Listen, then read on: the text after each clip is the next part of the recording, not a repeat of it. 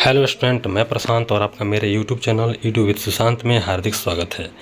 आज मैं अपने इस वीडियो में दूसरे पाठ 10 वर्ग के संस्कृत के दूसरे पाठ पाटलिपुत्र वैभवम पाठ से संबंधित जितने भी महत्वपूर्ण प्रश्न बन सकते हैं उनको लेकर मैं उपस्थित हुआ हूं। तो आइए शुरू करते हैं, इन प्रश्नों को देखते हैं और जानने का प्रयास करते हैं। पहला प्रश्न है, पटना के प्रमुख दर्शनीय स्थलों का उल्लेख करें। आइए इसके आंसर जानते हैं। संग्रहालय, सचिवालय, गोलघर, तारामंडल, मौर्यकालीन अवशेष, महावीर मंदिर, गुरुद्वारा, उच्च न्यायालय, जैविक उद्यान आदि पटना के प्रमुख पर्यटन स्थल हैं, यानी पर्यटक आकर्षण हैं। दूसरे प्रश्न की ओर बढ़ते हैं। पाटलिपुत्र शब्द कैसे बना? पाटलिपुत्र शब्द गुलाब फूल के नाम से बना है, जिसका उल्लेख गुड़िया की रचना में मिलता है। पाटलीग्राम ही बाद में पाटलिपुत्र के नाम से जाना लगा। कुछ प्राचीन संस्कृत ग्रंथों और पुराणों में पाटलिपुत्र को पुष्पपुर या कुसुमपुरा के नाम से भी जाना जाता है। यहाँ पुर होगा, यहाँ भी पुर होगा। ये बढ़ते हैं अगले प्रश्न की ओर। अगला प्रश्न है, सिखों के लिए क्यों महत्वपूर्ण है पटना, अथवा पटना का गुरुद्वारा किसके लिए और क्यों प्रसिद्ध है? चलिए इसके आंसर देखते हैं। पटना सिखों का पूजा स्थल है। यह 10वें गुरु गोविंद सिंह का जन्म स्थान है। यह स्थान गुरुद्वारा के नाम से जाना जाता है। चौथा प्रश्न है, प्राचीन ग्रंथों में पटना के कौन कौन सा नाम वर्णित हैं? प्राचीन ग्रंथों में पटना का नाम पुष्पपुरा, कुसुमपुरा और पाटलिपुत्र मिलता है। इसके अलावा पाटलीग्राम भी प्राचीन ग्रंथों में पटना का नाम उल्लेखित है। पांचवा प्रश्न है, कवि दामोदर गुप्त के अनुसार पाटलिपुत्र कैसा नगर है, अथवा दामोदर गुप्त ने पटना के संबंध में क्या लिखा है? कवि दामोदर गुप्त के अनुसार पाटलिपुत्र महानगर पृथ्वी के नगरों में सर्वोत्तम है। यहाँ विद्वान लोग रहते हैं। कवि ने इस महानगर की तुलना इंद्रलोक से की है।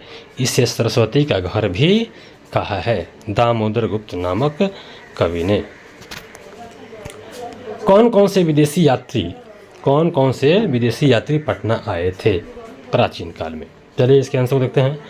प्राचीन काल में मेगास्थनीज, फाहियान, वेनसंग तथा इत्सिंग आदि विदेशी यात्री यहाँ आए थे।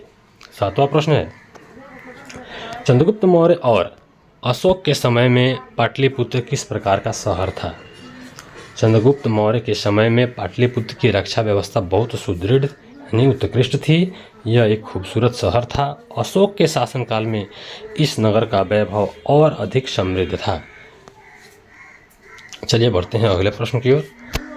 पाटलिपुत्र के प्राचीन उत्सव का वर्णन करें। यह प्रश्न बहुत ही महत्वपूर्ण है। शरद ऋतु में पाटलिपुत्र में कौमुदी महोत्सव यानी उत्सव बड़े धूमधाम से मनाया जाता था। इस अर्थात सभी नगरवासी हर्ष से भर जाया करते थे। गुप्त वंश के शासनकाल में यह प्रथा विशेष रूप से प्रचलित था। जिस प्रकार आज दुर्गा पूजा मनाई जाती है, उसी प्रकार प्राचीन काल में कौमुदी महोत्सव मनाया जाता था। 9वां प्रश्न है, राजशेखर ने पटना के बारे में क्या लिखा है?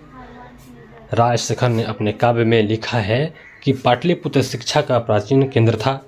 यहाँ अनेक संस्कृत विद्वान हुए हैं। यहीं से पाणिनि, पिंगल, ब्याडी, बररुचि, पतंजलि आदि को ज्ञान प्राप्त हुआ और आगे चलकर पूरे विश्व में इन्हें प्रसिद्धि मिली। 10वां प्रश्न है, प्राचीन पाटलिपुत्र में शिक्षा के बारे में लेखक का क्या विचार है?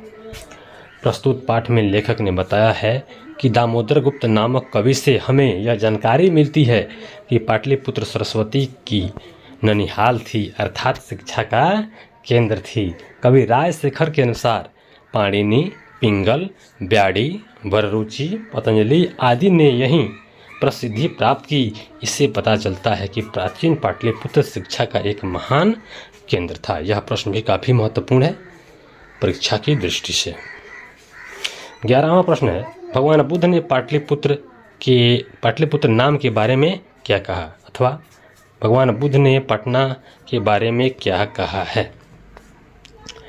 भगवान बुद्ध प्राचीन काल में कई बार पाटली गांव आए थे। यहाँ आकर उन्होंने इस गांव का महत्व बढ़ा दिया था और उन्होंने यह भी कहा था कि एक दिन यह गांव महानगर बन जाएगा, लेकिन यह शहर आग, पानी और कलह से हमेशा डरता रहेगा। बढ़ते हैं आज के 12वें प्रश्न की ओर। 12वां प्रश्न है, पटना में कौमुदी महोत्सव कब मनाया जाता था? इसके उत्तर को देखते हैं। कौमुदी उत्सव शरद ऋतु में पाटलिपुत्र में मनाया जाता था। यह उत्सव गुप्त वंश के काल में होता था। उस वक्त सभी लोग अत्यंत खुशी में डूबे हुए थे। 13वां प्रश्न है, पाटलिपुत्र वैभव पाठ का 5 वाक्यों में परिचय दीजिए, अथवा पाटलिपुत्र वैभव पाठ के आधार पर पाटन के वैभव यानी पटना के वैभव का 5 वाक्यों में वर्णन करें, अथवा पाटलिपुत्र के वैभव पर प्रकाश डालें। यह प्रश्न भी अति महत्वपूर्ण है, इसको देखते हैं। पाटलिपुत्र वैभव नामक ग्रंथ में बिहार की राजधानी पटना के प्राचीन महत्व को दर्शाया गया है। आधुनिक राजधानी के प्रसिद्ध स्थानों को ऐतिहासिक परंपरा के अनुसार दर्शाया गया है। चंद्रगुप्त मौर्य के समय में यहाँ की सुंदरता एवं रक्षा व्यवस्था उत्कृष्ट थी। अशोक के काल में यहाँ की रक्षा व्यवस्था अधिक समृद्ध थी। यहीं से पाणिनि, पिंगल, ब्याडी, बरूची, पतंजलि आदि महान कवियों और विद्वानों को प्रसिद्धि मिली। यहाँ पर संग्रहालय, गोलघर, जैविक पार्क, तारामंडल, प्राचीन अवशेष आदि दर्शनीय स्थल हैं। 14वें प्रश्न की ओर बढ़ते हैं।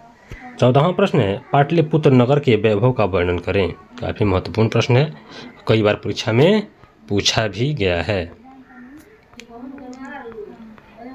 14 नंबर प्रश्न। 14वां प्रश्न है, पाटलिपुत्र नगर के वैभव का वर्णन करें। आंसर को देखते हैं। पाटलिपुत्र प्राचीन काल से ही अपनी गौरवशाली परंपरा के लिए प्रसिद्ध रहा है।